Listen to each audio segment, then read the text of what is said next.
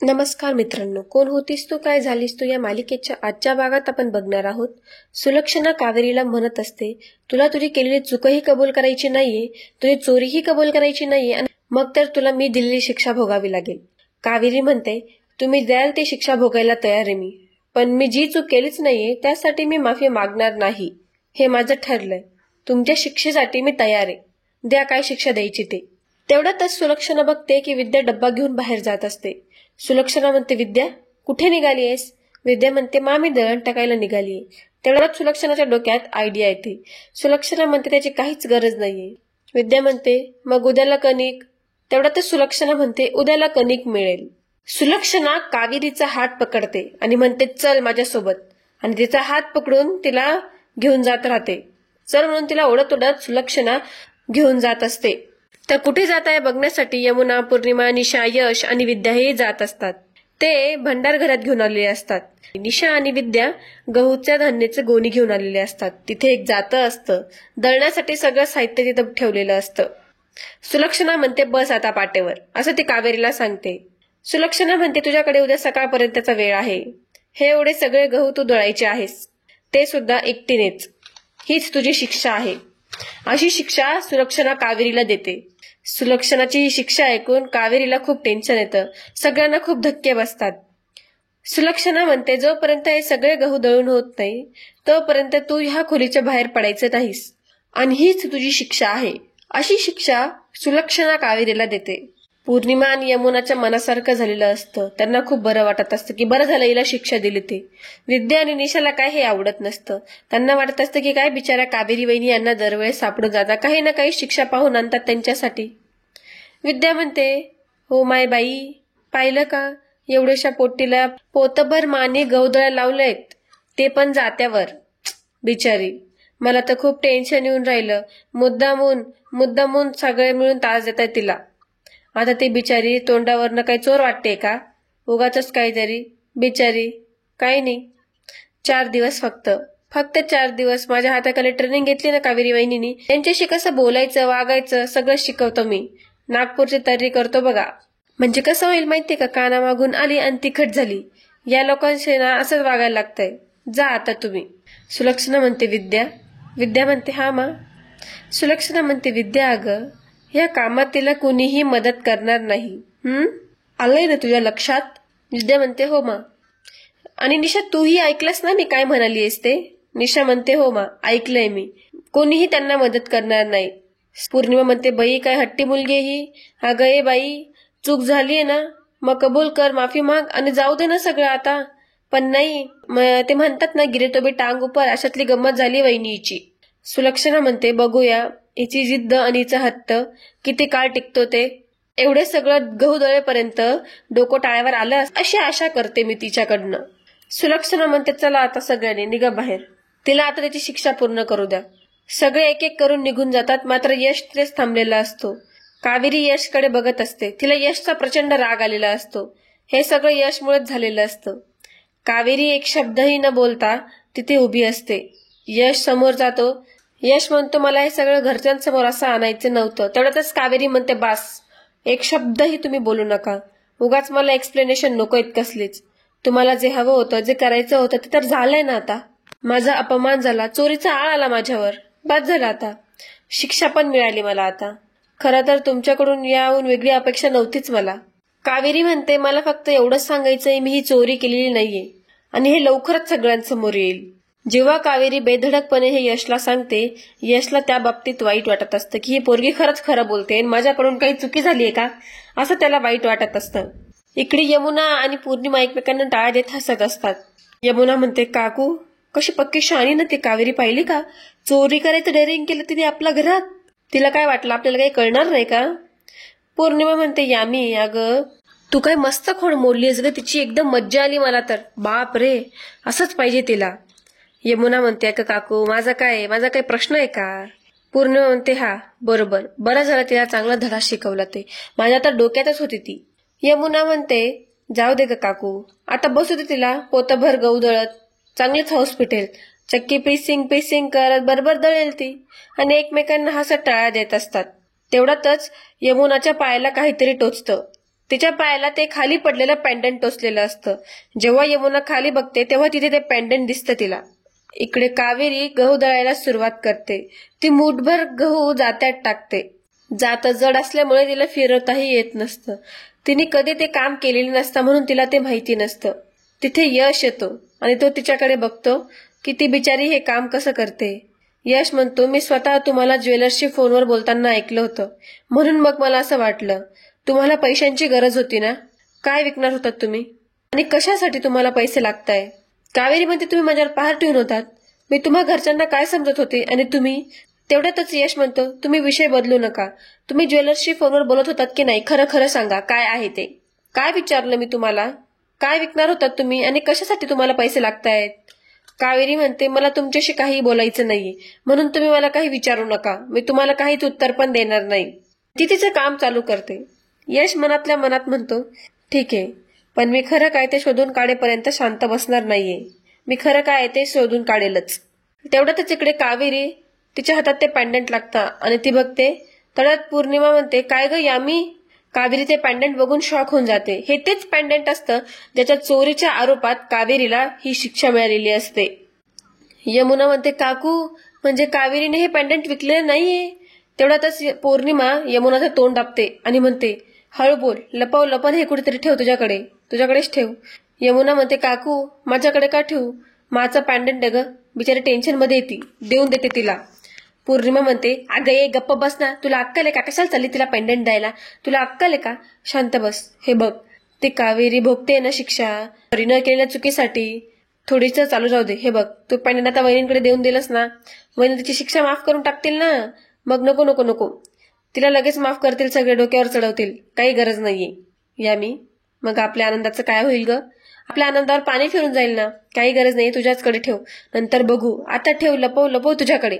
यमुना म्हणते, काकू, धन्य तू ग्रेट हो, आणि तिच्या पाया पडते. यमुना म्हणते, आता मी हे पेंडंट सापडू देते का बघच. कावेरी इकडे जात्यामध्ये गहू टाकून दळायचा प्रयत्न करत असते. तिच्याने ते जातही फिरलं जात नसतं. ती कशी तरी प्रयत्न करत असते. नंतर त्या जातातलं लाकूड बाहेर निघून येतं. ती विचार करते की आता हे निघून आला तर मी याचं काय करू. तिला ते काही माहिती पण नसतं. हे सगळे कामं तिला मुकुंदमुळे कधी करायची गरज आलेलीच नसते. पण इथे बिचारीला खूप त्रास होत असतो. ती सगळ्यांचं चांगलं करण्यासाठी आलेली असते, पण सगळ्यांच्या वाट्याचा त्रास हा तिच्याच नशिबी आलेला असतो. तेवढ्यातच यामिनी म्हणते, काकू, हे पेंडंट मी माझ्या रूममध्ये ठेवून आले. तेवढ्यातच पौर्णिमा म्हणते, अगं तू येडी झालीस का? आता रूममध्ये कशाला चालली आहेस? अगं यामी, रूममध्ये ठेवणं सेफ नाहीये, आणि कोणी आलं जर कोणाच्या हाताला लागलं रूममध्ये तर? वेडी आहेस का? सगळ्यांना वाटेल पेंडंट तू चोरलंयस. डोकं कुठं आहे तुझं? यमुना म्हणते, अगं पण हे मी माझ्याकडे कसं ठेवू? माझ्या हातात कोणी पाहिलं तर काय करायचं? यमुना तोच विचार करत असते. तेवढ्या तिथे सुलक्षणा येते आणि म्हणते, पौर्णिमा, या दोघांचे होश उडून जातात. यमुना म्हणते, काकू, माली मी काय करू? तेवढ्यातच पौर्णिमा म्हणते, अगं इथे लपव, कुठेतरी लपव, काहीतरी गाठ बांध, लपव तिथे, असं म्हणून ते लपवायला सांगते. सुलक्षणा म्हणते, काही चाललंय का तुम्हा दोघींचं? त्या दोघींच्या तोंडावरनं कळत असतं की त्या काहीतरी गडबड करतायत. यमुना म्हणते, काहीच नाही ग मा. पौर्णिमा म्हणते, कुठे काय? काहीच नाही चाललंय. सुलक्षणा म्हणते, काही नाही चाललंय ना? मग घाबरलीस का एवढी? पौर्णिमा म्हणते, नाही, मी कुठे घाबरलेली आहे. तेवढ्यातच सुलक्षणा म्हणते, बर नाही ना, तर चल वाती वळून दे, चल माझ्या बरोबर. पौर्णिमा म्हणते, हो वहिनी, वळून देते ना वाती, लगेच वळते, चला. दोघांनाही सुखाचा श्वास येतो जेव्हा तिथून सुलक्षणा निघून जाते. पौर्णिमाला आवाज देते, येतेस ना पौर्णिमा? पौर्णिमा म्हणते, हो हो वहिनी, आली, चालेल, आणि तिथून पळून जाते. यमुना म्हणते, देवा, या काकूपुळे ना माझा जीव जाणार आहे खरंच. काय खरं नाही या काकूचं. आणि ती त्या पेंडंटकडे बघून हसायला लागते. बरं झालं हे पेंडंट माझ्या हाती लागलं. तेवढ्याच इकडे रूम मध्ये यश, निशा आणि विद्या बोलत असतात. यश म्हणतो, मी स्वतः ऐकलंय निशा त्या फोनवर ज्वेलरी शॉपवाल्याशी बोलत होत्या. त्यांना पैसे पाहिजे होते ज्वेलरी विकण्याबद्दल. त्यांना पैशांची गरज हे सुद्धा मी ऐकलं होतं. विद्या म्हणते, हो भाऊजी, पण कशावरून? त्या पेंडंट बद्दलच बोलत होत्या. निशा म्हणते, एक्झॅक्टली, त्यांच्याकडे दुसरा दागिना पण असू शकतोय ना? नाही असू शकत का? आणि भाऊजी, तुम्हाला सांगू का, सॉरी, पण मग लहान तोंडी मोठा घास घेते मी. पण असं शहानिशा न करणं, त्यांच्यावर एवढा मोठा आरोप करणं मला योग्य वाटलं नाही. मला एकदम चुकीचं वाटतंय हे भाऊजी. तुम्ही उगीच त्यांच्यावर डाऊट घेतलेला आहे. निशा म्हणते, वहिनी, तू अगदी बरोबर बोलतेस. दादा, रे कावेरी वहिनी तशी नाहीये.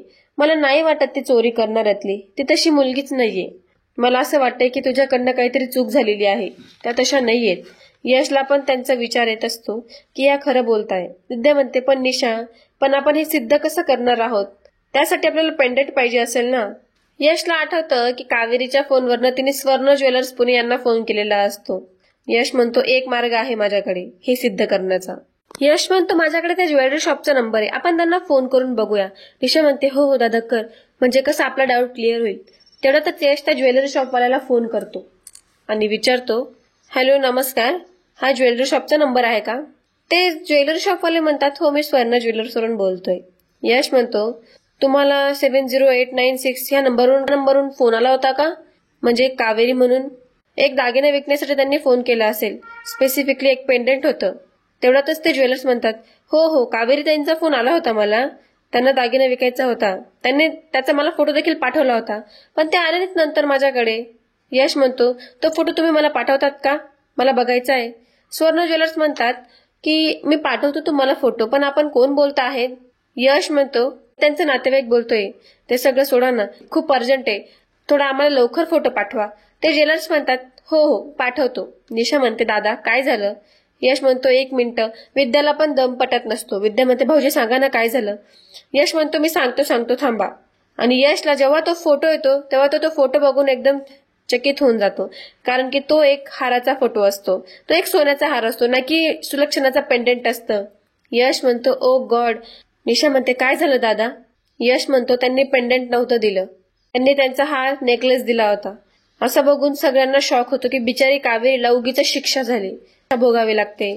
निशा म्हणते, बिचारा कावेरी बहिणी सकाळपासून न काही खाता पिता दळतायत, काही खरं नाही.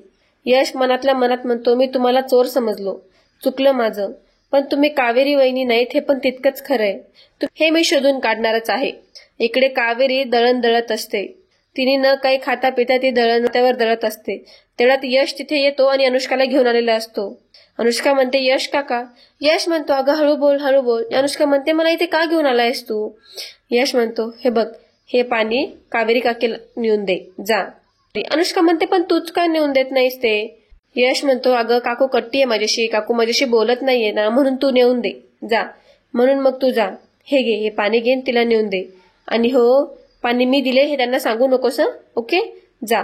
आणि असं म्हणून अनुष्का तिथे कावेरीसाठी पाणी घेऊन गेलेले जाते. अनुष्का म्हणते, कावेरी काकू हे घे पाणी. कावेरी अनुष्काकडे बघते आणि म्हणते, पाणी? तिने बिचारीने काहीच खाल्लेलं पिलेलं नसतं. ती अनुष्काकडून पाणी घेऊन घेते आणि पाणी पिते. कावेरी अनुष्काला म्हणते, थँक्यू अनुष्का. आणि अनुष्का तिला गालावर पप्पी देऊन तिथून पळून जाते. कावेरीला खूप छान वाटतं. या घरात तिला खूप त्रास होत असतो आणि अनुष्काकडून तिला ती माया मिळालेली असते. कावेरीला खूप बरं वाटत असतं. अनुष्का तो ग्लास यशकडे देऊन तिथून पळून जाते. कावेरी पुन्हा त्या जात्यावरून तिचं दळण दळायला सुरुवात करते. यश कावेरीकडेच बघत राहिलेला असतो की बिचारी किती मेहनतीने सगळं दळते, तिची काही चूक नसताना एवढी सगळी शिक्षा तिला भोगावी लागते. यशला या गोष्टीचा खूप पश्चाताप झालेला असतो. तो विचार करत असतो की मी आता काहीतरी करायला हवं. यमुना म्हणते, काकू हे घे. तेवढ्यातच पौर्णिमा म्हणते, नाही तुझ्याकडे ठेव. आवाज येत असते विद्याला. विद्या, तू चहा आणतेस ना? घाई गडबडीत विद्याकडून चहाची कब्बशी खाली पडते आणि सगळे घाबरून जातात. यमुनाच्या ड्रेसवर डाग पडून गेलेला असतो. विद्या घाबरून जाते. विद्या म्हणते, वंश अहो थांबा. विद्या म्हणते, वंश सॉरी, लागलं का तुम्हाला? यमुना म्हणते, मूर्ख आहेस का ग? विद्या म्हणते, सॉरी. तेवढ्यातच यमुना म्हणते, काय सॉरी? पाय भाजला माझा. पौर्णिमा म्हणते, भाजलाय का? यमुना म्हणते, काकू हा विचारायचा प्रश्न झालाय का? माझ्या पायावरती चहा पडलाय, तो भाजणारच आहे ना? किती लागलंय मला. नुसता धांडरपणाने घाई असते हिला. एक काम धड करशील तर शपथ कधी. पौर्णिमा म्हणते, लक्ष कुठे असतं हिचं कळत नाही. विद्या म्हणते, इकडे या. आपल्या प्रेक्षकांना विद्या बोलवते आणि म्हणते, पाहिलं का, मला धांडट म्हणून राहिली ही. एका कामाला हात लावत नाही बाई. या खोलीतून त्या खोलीत, त्या खोलीतून या खोलीत गुरु हिंडते आणि फौजदारा सारख्या चौकशा करत असते. आता माहेरी आहे म्हणून मी हातात चहा आणून देऊन राहिली. जरी सासरी असते नाही, सासूने मुक्कलला आणि बुक्कीच घातली असते तिच्या पाठीत. जाऊ द्या, जा तुम्ही. आणि ती तिच्या विचारात गुंग झालेली असते. यमुना म्हणते, विद्या अगं तुझ्याशी बोलते मी. विद्या म्हणते, सॉरी वंश, माझ्याकडनं चुकी झाली. सुलक्षणा म्हणते, काय ग, काय झालं? यमुना म्हणते, मा हे बघ, माझ्या अंगावर चहा सांडला विद्याने. सुलक्षणा म्हणते, विद्या म्हणते, मा सॉरी. सुलक्षणा म्हणते, ठीक आहे ग, होत राहते अगं चूक, त्यात काय एवढं, जा बरं कपडे बदलून ये. आणि यमुना कपडे बदलायला जाते. सुलक्षणा म्हणते, विद्या हे सगळं नीट साफ करून ठेवतो. कावेरी दळत दळत तिला सगळ्या गोष्टी आठवत असतात. ती बिचारीला खूप वाईट वाटत असतं. ती विचार करत असते, हे सगळं काय चाललंय माझ्या आयुष्यात. का हे दिवस बघायला मिळतायत मला? तिला आठवत असतं की कसं मुकुंद तिच्यासाठी पोळ्या करायचा, तिच्यासाठी सगळा स्वयंपाक करायचा. तिला कधीच घरातले काही कामं करू दिली नाही मुकुंदने. सगळे कामं तोच करायचा. आणि आता हे का असं होतंय? ती खूप रडत असते. तिला खूप वाईट वाटत असतं. तिला तिच्या घरची, कावेरीची, सगळ्यांची आठवण येत असते आणि ती ढसाढसा रडायला लागते. तिला सगळं प्रेमाने, सगळ्यांनी लाडकोडाने तिला वाढवलेलं असतं आणि इथे बिचारीला खूप त्रास होत असतो. ती हळूहळू गहू घेते, जात्यात टाकते आणि दळत असते आणि रडत असते. बिचारीला खूप वाईट वाटत असतं. बिचारीवर खरंच खूप वाईट दिवस आलेले असतात. तिची काही चूक नसताना फक्त पौर्णिमा आणि यमुनामुळे हे सगळं झालेलं असतं. तिला त्रास होत असतो. त्याच्यात ते जातं फिरवण्याची पण हिंमत राहिलेली नसते. तिचे हात लाल होऊन गेलेले असतात जातं फिरवून फिरवून. त्या हातांना त्रास होत असतो. तिचे हात खूप दुखत असतात.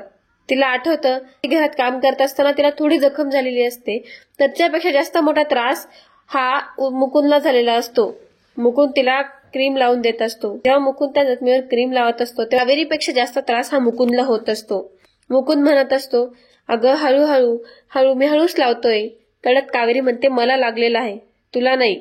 मुकुंद म्हणतो, जेव्हा लेकीला लागतं ना तेव्हा बापाचे हात पण दुखतात, कळलं ना तुला? आणि ती तिच्या हातांकडे बघून रडत असते. बिचारीला खूप आठवण येत असते मुकुंदची.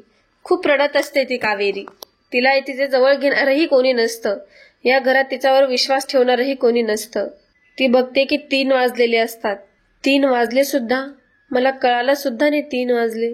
अजून भरपूर गहू दळून व्हायचे. रात्रीपर्यंत मला दळायचे असतील. कसं होईल एवढं सगळं काम रात्रीपर्यंत? तिने तिचा ड्रेस चेंज करून पलंगावर ठेवलेला असतो.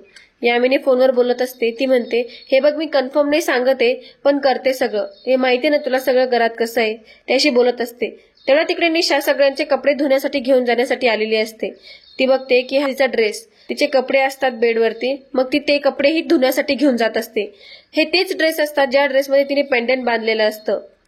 यमुना म्हणते, विद्याचा धांदळपणा कधी संपेल ना देवच जाणे. निशा ते सगळे कपडे घेऊन धुण्यासाठी जात असते. यमुना फोनमध्ये बघत असते. निशा कपडे घेऊन जात असते, पण तरी यमुनाचं लक्ष काही निशाकडे नसतं. तिच्या हातात तो ड्रेस असतो हे तिला माहितीच नसतं. बिचारी कावेरीच्या हाताने ते फिरवलं पण जात नसतं. तिच्या हाताला खूप त्रास होत असतो, तरीही ती ते फिरवत असते. तिच्या हाताला खूप लागत असतं. ती आई ग म्हणत रडायला लागते. तिथे पौर्णिमा आणि सुलक्षणा येते. सुलक्षणा त्याच्याकडे बघते की तिच्या हातांना लागलेलं आहे. पौर्णिमा म्हणते, देवा झालं. नर्दपोत पण गहू झळून दळणं नाही तिचे. झालं आता कल्याण. वहिनी पाहिलं का? त्या गतीने ह्या बाईसाहेब गहू दळतायत ना, त्या गतीने आपल्याला पुढच्या आठवड्यात मिळेल पीठ पोळींसाठी. काय ग, तुला नीट नाही करतायत का? सुलक्षणा म्हणते, जितका वेळ लागेल तितका वेळ, पण जोपर्यंत हे सगळे गहू दळून होत नाही तोपर्यंत तू इथून उठायचं नाही. लक्षात आहे ना तुझ्या? कावेरी एक शब्दही न बोलता ते जातं फिरवत असते. ते सगळं ऐकत असते. तेवढ्यातच निशा येते. निशा म्हणते, यश दादा तुझे काही कपडे आहेत का धुवायचे? यश म्हणतो, हो आणतो मी. आणि यशही त्याचे काही कपडे धुण्यासाठी देत असतो. निशा ते सगळे कपडे असे झटकत असते आणि यशचे कपडे गेल्यानंतर ते सगळे कपडे खाली पडतात. यश तिला हेल्प करत असतो ते सगळे कपडे उचलून निशाच्या हातात देण्यासाठी. यामिनीच्या ड्रेसमधनं पडलेलं पेंडंट हे तिथं पडलेलं असतं. तेवढ्यात यशचं लक्ष जातं की तिथं पेंडंट पडलेलं आहे. यश ते पेंडंट बघून शॉक होऊन जातो. निशालाही ते पेंडंट बघून झटका लागतो की हे पेंडंट तिथे. ते पेंडंट हातात घेतो आणि त्या पेंडंटकडे बघत असतो. विचार करतो की हे तर तेच पेंडंट आहे जे पेंडंट चोरीचा आळ आपण कावेरीवर लावलेला आहे ते. कावेरी काही न बोलता इकडे जातावर फिरवत असते. पौर्णिमा म्हणते, नाही जमते ना तुला? अगं छोटीशी गोष्ट आहे, मान्य कर. हे बघ, तुला ना फक्त 2 वाक्य म्हणायची आहेत. माझी चूक झाली, मला माफ करा. फक्त तुला एवढंच बोलायचंय. अगं 1 मिनिट सुद्धा लागणार नाही तुला बोलायला. बोलून टाक आणि एकदाची मोकळी हो ना. कावेरीला पूर्ण घाम फुटलेला असतो. ती पूर्ण घामाने ओली झालेली असते. पौर्णिमा म्हणते, काय गये, नाही का तुला नाही कळते का? ऐकायचं नाहीये का तुला? ठीक आहे, कर बाई तुझ्या मनासारखं. झालं मग आता स्वतःच्या हट्टामुळे ना 24 तास तू गहूच दळत राहा. कावेरी म्हणते, हो, शिक्षा चुकवण्यासाठी खोट्या चोरीची कबुली नाही देणार मी शिक्षा भोगायला तयार आहे, पण मी खोट्या चुकीची कबुली देणार नाही. मग 24 तास काय, कितीही दळावं लागलं तरी दळेल मी. 48 तास दळावं लागलं तरी मी दळेन. मला काही त्याच्यात कमीपणा नाही. इकडे यश त्या पेंडंट हातात घेतो आणि म्हणतो निशाला, निशा हे बघ हे पेंडंट, हे तर माझं पेंडंट आहे माहिती का निशा? निशा म्हणते, अरे हो, त्याच्यावरून तर घरामध्ये एवढा गोंधळ चालू आहे. यश म्हणतो, ते इथे कसं काय आलं? तळतच निशा म्हणते, आय थिंक आता तुझ्या कपड्यांमधून पडलं. यश म्हणतो, व्हॉट? यशला वाटतं की हे पेंडेंट त्याच्याकडूनच त्याच्या कपड्यांमध्ये राहून गेलं होतं आणि त्याच्याकडून ते पेंडेंट त्याच्या कपडे जेव्हा निशा धुवायला आली तेव्हा ते कपडे घेताना त्याच्यातून ते पेंडेंट पडलं. यशला या गोष्टीचा फार मोठा पश्चाताप होत असतो. यश म्हणतो, माझ्याकडून खूप मोठी चूक झाली निशा. मी उगाच त्यांच्यावर संशय घेतला, चोरीचा आरोप केला, पाठलाग केला त्यांचा मी. निशा म्हणते, हो ना दादा, बघ ना केवढी मोठी चुकी झाली. आता हा केवढा गोंधळलाय. कावेरी म्हणते, मी सगळं करेन. सुलक्षणा म्हणते, जशी तुझी मर्जी. चल पौर्णिमा, आपण निघूयात. असं म्हणून सुलक्षणा पौर्णिमा तिथून निघून जातात. कावेरी इकडे तिचे दळण दळतच असते. ती बिचारी खूप रडत असते, तिच्या हातांना खूप त्रास होत असतो. निशा म्हणते, बघ एवढ्याशा कन्फ्युजनमुळे त्यांना आता पोतभर गहू दळावे लागतायत आणि घरात सगळ्यांसमोर अपमान झाला ते वेगळंच झालं दादा. आता तुलाच त्यांची मदत करावी लागेल. तूच काहीतरी कर दादा, त्यांना मदत कर आता. त्या कावेरी बहिणींची याच्यात काही एक चूक नाही रे. त्या बिचाराला तेव्हापासून सगळं सहन करतायत, सगळ्यांचा अपमान सहन करतायत. बिचाऱ्यांची काय चुकी आहे बरं याच्यात? कोणी त्यांना मायेने हात पण फिरवत नाही. त्यांना पण वाईट वाटतच असेल ना उदय दादा नाहीये इथे तर. आणि आता हे एवढं सगळं. तर मित्रांनो, कोण होतीस तू, काय झालीस तू या मालिकेचा आजचा भाग इथेच संपतो. पुढील भागात आपण बघणार आहोत यश कावेरीला मदत करण्यासाठी गेलेला असतो. तेवढ्यात तिथे सुलक्षणा येते आणि म्हणते, यश तू इथे? सुलक्षणा म्हणते, तू इथे काय करण्यात आलेला आहे? तेवढ्यातच जेव्हा रात्री कावेरी झोपलेली असते तेव्हा तिथे मंदार आलेला असतो आणि कावेरी बघते की मंदार चाकू घेऊन तिच्यावर हल्ला करायला जातो. कावेरी म्हणते, नाही मंदार, नाही. आणि तेवढ्यातच तिथे यश आलेला असतो. कावेरी घाबरून यशला मिठी मारून घेते. कावेरी म्हणते, मंदार मला नको मारू. तेवढ्यात यशच्या लक्षात येतं आणि यश म्हणतो, आता हा मंदार कोण आहे? तर मित्रांनो, कोण होतीस तू, काय झालीस तू या मालिकेच्या नवनवीन अपडेटसाठी आपल्या चॅनलला लाईक करा, शेअर करा आणि सबस्क्राईब करा. धन्यवाद.